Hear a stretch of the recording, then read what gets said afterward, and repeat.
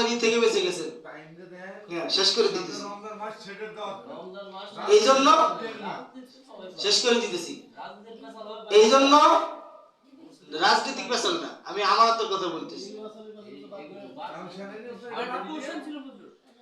কে আমার এলাকার জন্য কাজ করবে, কে আমার জীবনের নিরাপত্তা দিবে, কে আমার মা বোনের ইজ্জতের নিরাপত্তা দিবে, কাকে ভোট দিলে আমি নির্দ্বিধায় দরজা খুলে ঘুমাতে পারবো। যারা প্রতিনিধি হবে তাদের কিছু গুণ থাকতে হবে। একটা গুণ হলো সে ইনসাফ করতে পারে, সে ইনসাফদার, এমন একজন প্রতিনিধি নির্বাচন করতে হবে। হাদিসটা সকলেরই জানা। রাসূল পাক সাল্লাল্লাহু আলাইহি ওয়াসাল্লাম যখন মদিনায় বসবাস করেন, তখন তিনি তো মদিনার রাষ্ট্রপতি ছিলেন। মদিনার রাষ্ট্রপতি ছিলেন কে? হযরত মুহাম্মদ সাল্লাল্লাহু আলাইহি ওয়াসাল্লাম। আপনারা জানেন মদিনার রাষ্ট্রপতি ছিল ইসলামের কর্ণধার। অনেকে বলে হুজুররা আবার কিভাবে রাষ্ট্র চালাবে? হুজুরদের শুরুই যেখান থেকে, তিনি তো প্রথম রাষ্ট্রপতি। মদিনা শরতের নাম শুনছেন? মদিনা শরত প্রণয়ন করেছিলেন হযরত মুহাম্মদ সাল্লাল্লাহু আলাইহি ওয়াসাল্লাম। পৃথিবীর ইতিহাসে প্রথম লিখিত সংবিধান রচনা করেছেন মুহাম্মদ সাল্লাল্লাহু আলাইহি ওয়াসাল্লাম। এগুলো জানেন আপনারা? তিনি যখন মদিনার রাষ্ট্রপতি, মদিনার যখন তিনি প্রধান, সেই সময়ে একজন সম্ভ্রান্ত পরিবারের, ধনী বংশধরের একটা মেয়ে নাম ছিল ফাতেমা। সে চুরি করছে, ধরা পড়ছে, প্রমাণ আছে, সবকিছু আছে। এখন সে তো সম্ভ্রান্ত পরিবারের, এখন সবাই টেনশনে পড়ে গেছে। চুরির বিধান কি? হাত কেটে দেওয়া। রাসূল সাল্লাল্লাহু আলাইহি ওয়াসাল্লামের কাছে বিচার নিয়ে আসলে রাসূল সরাসরি হাত কেটে দিবেন। এখন কি করা? ধনাঢ্য পরিবারের, ধনাঢ্য ফ্যামিলির, সম্ভ্রান্ত পরিবারের মেয়ে, তার তো হাত কাটা দিতে পারে না, অন্য কোনো শাস্তি হয়তো দিতে পারে। এখন কি করা যায়? কিন্তু রাসূলের কাছে এই কথা কে বলবে? কার সাহস আছে? রাসূলের কাছে এই কথা বলার সাহস আবু বকরের হয় নাই, উমরের হয় নাই, আলীর হয় নাই, উসমান রাদিয়াল্লাহু আনহুর হয় নাই, এমনকি হযরত খালিদ বিন ওয়ালিদের সাহস হয় নাই রাসূলের কাছে কি এই কথা বলা যে অমুক গোত্রের ফাতেমা নামক এক মহিলা, যে সম্ভ্রান্ত পরিবারের একটা মেয়ে, সে চুরি করছে, তার বিধান কি করা যায়?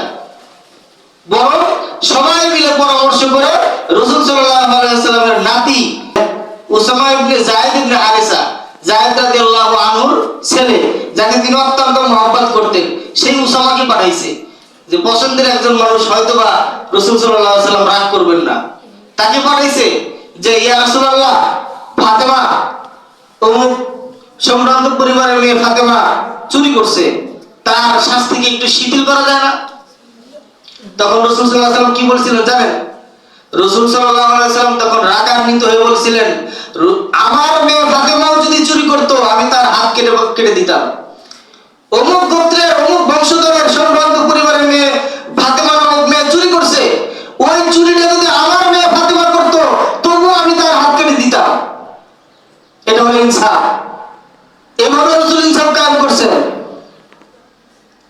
আর আমাদের ইনসাফ কোথায়? ইনসাফের কথা বলতে বলতে, ইনসাফের পক্ষে লড়তে তার জীবনটাকে ইনসাফ করে দিয়েছেন আপনারা। 57 দিন পার হয়ে গেছে, এখন পর্যন্ত কেউ জানে না তার আসল খুনি কে, বা তার খুনির বিচারের প্রক্রিয়া কতটুকু। বাদী হয়ে যে মামলা করছে সেও জানে না। এ হলো বাংলাদেশের ইনসাফ। এই জন্য ভোট একটি আমানত। এই জন্য আমানত এমন মানুষকে আপনি ভোট দিবেন যে আপনার এলাকার, আপনার নিজের, আপনার জানমালের, আপনার বোনের, মায়ের ইজ্জতের হেফাজত করবে, যে সমাজে ইনসাফ প্রতিষ্ঠা করতে পারবে। যে ইসলামের কথা বলতেছি না, ইনসাফের কথা বলতেছি। আবার ইসলাম বললে মনে করবেন হুজুরদের ভোট দিতে কইছে, সেটা বলি নাই আমি। আপনার যাকে ভালো লাগে আপনি তাকে ভোট দিবেন, যাকে ভালো লাগে তাকে না। অনেকের তো মত করে গাঁজা করলেও ভালো লাগে। আপনি যাকে মনে করেন তাকে ভোট দিলে আমরা নিরাপদে থাকতে পারবো, অবৈধভাবে আমার জমিটা দখল করে নিয়ে যাবে না, এরকম একজন সুন্দর, সব দিক দিয়ে ভালো, এরকম একজন মানুষকে নির্বাচন করবেন। আর যারা নির্বাচনী প্রচারণা করি তাদের সম্পর্কে কিছু বলি। এখানে আমরা অনেকে আছে আমাদের দলীয় নির্বাচনী প্রচারণা করি, এটাকে দোষের কিছু বলতেছি না, কিন্তু আমার কথা হলো নির্বাচনী প্রচারণা করতে গিয়ে আমরা মিথ্যা আশ্বাস কাউকে দিব না যে আপনি ভোট দিলে আপনার বাড়ি আমি বিল্ডিং করে দিব, বাস্তবে যদি সে করে দিতে চায় তাহলে বলতে পারো, সমস্যা নেই। কিন্তু যদি না করে তাহলে বলার দরকার নেই। অনলাইনে ঢুকলেই হাসনাত আব্দুল্লাহ কি ছিলেন না আপনারা? ওনার কথা বলে শুনবেন। আমি যতটুকু দেখি উনি মিথ্যা আশ্বাস কাউকে দেয় না। যতটুকু সে করতে পারবে, যতটুকু করে ততটুকুই বলে। এই জন্য নির্বাচনী প্রচারণা যারা করেন তাদের প্রতি আমার এই ছোট্ট আহ্বান থাকবে, আপনারা সেই কথাগুলোই বলবেন যেই কথাগুলো বাস্তবে আপনি আসলেই করবেন। আর যারা ভোট দিব, আমরা ভোটের অপব্যবহার করব না। সঠিক মানুষ নির্বাচন করে আমরা ভোট দিব। আর একটা বিষয়, আমরা দলীয় ভাবে এক একজন এক এক দল করি। কেউ বিএনপি, কেউ জামাত ইসলামী, কেউ ইসলামী আন্দোলন, এনসিপি, এক একজন এক এক দল করি।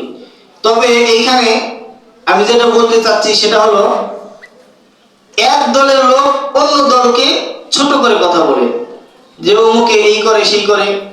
বাস্তবেই যদি সে এই অপরাধী হয় তাহলে তো হলোই, কিন্তু যদি এই অপরাধের সাথে সে শরীক না থাকে, এই মিথ্যা অপবাদ দেওয়ার জন্য আল্লাহর আদালতের কাঠ করে দাঁড়াতে হবে।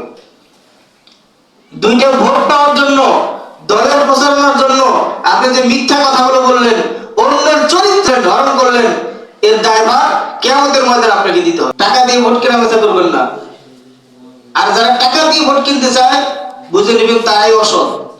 কারণ যে ব্যক্তি তার বুকে সৎ সাহস আছে যে আমি সৎ, তাকে মানুষ এমনি ভোট দিবে, টাকা দিয়ে কেনার দরকার নেই। এই জন্য এইসব বিষয়গুলো খেয়াল রাখবেন। আপনি যে ওই সৎ মানুষকে ভোট দিচ্ছেন, শেষ করে দিতেছি, এই জন্য শেষ করে দিতেছি, এই জন্য রাজনৈতিক পেছাল না, আমি আমার তো কথা বলতেছি।